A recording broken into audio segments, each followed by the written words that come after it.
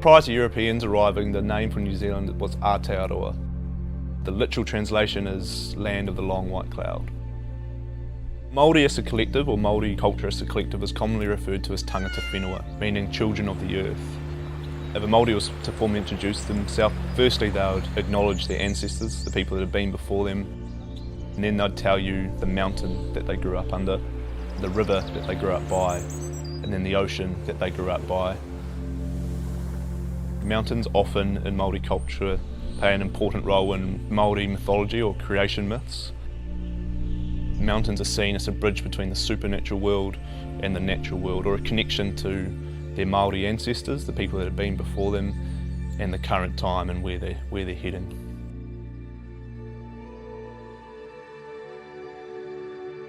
The scenery of New Zealand is different from just about anywhere I've been. I come from Montana, so we have lots of granite mountains around.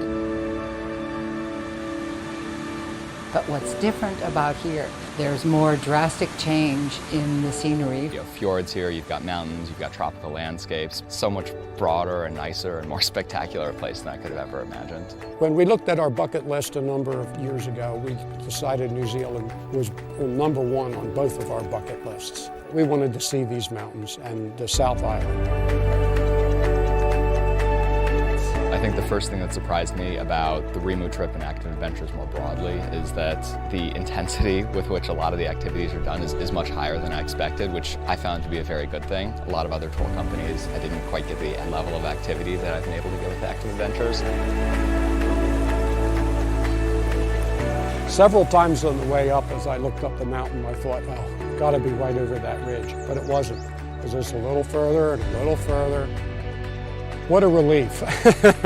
Very rewarding to get here. And the views and the terrain up here and this lake and this place is amazing. Reaching the hut and actually seeing the Angeles Lake itself, just blue as sapphires, and being able to see the reflection of the mountains on top of it was one of the most gorgeous things I've ever seen. It was about 8:30, 9 o'clock or so. Everything was pretty much pitch black.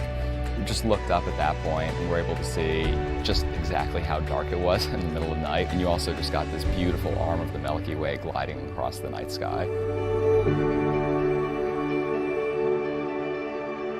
I think everyone travels to active adventures for different reasons. What I perceive people get out of the trip is getting pushed outside of that comfort zone. You learn what your capacity is.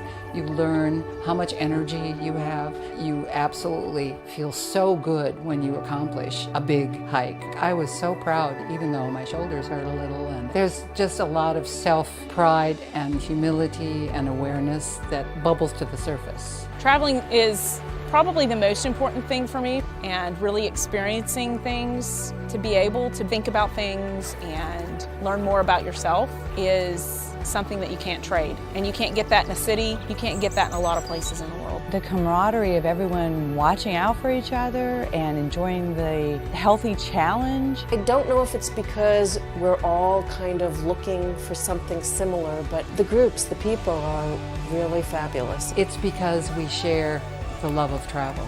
We hit it off really well with everyone. And our guides, when we first met them, they were so greeting and interesting to meet. They exude that happiness factor. They love what they're doing, so everybody kind of just comes together. It makes for a magical 14 days. What they've done is they've taken us to the most magnificent places, and I feel like I have really seen New Zealand.